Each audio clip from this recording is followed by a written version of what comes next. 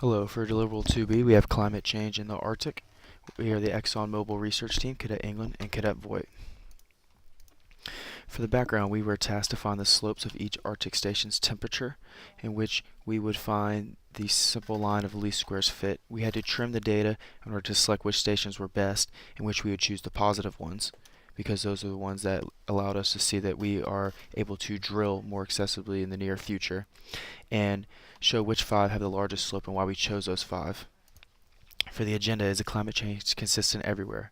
No, the climate change is not consistent everywhere, because given from the Arctic region that we are given, we see that some slopes are going negative, which means they're getting colder by the year, and some are going positive, which is a good thing for us because we need it to go positive in order to drill in those areas. These 5 locations right here, which the airport, the polar, we have Island North, Ice Skating B, and Oshrift, are the top 5 locations with the most significant weather change. They gave us the highest amount of slope and allowed us to basically say that in the next years that they are the most accessible to drill at. As you can see, these are the top 5 locations I described. They're all located at the Arctic Circle, and these are the weather stations.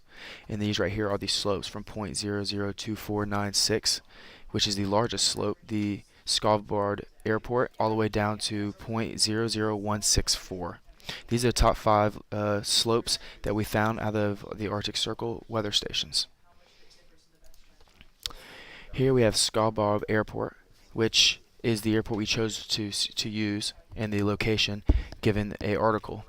As you can see at the bottom, we have the link to the article, and it showed us that it had the greatest slope from all the Arctic stations that we observed.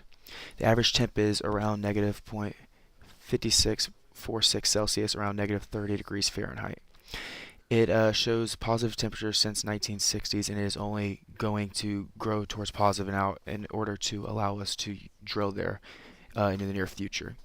They use local stations in order to get more accurate readings since 1898 instead of using gridded networks, which are less reliable. Since from 2005 to 2012, it has been the warmest recorded since the beginning of the airport readings. Next, you can see here we have our graph, and it is the average annual minimum temperature from the airport.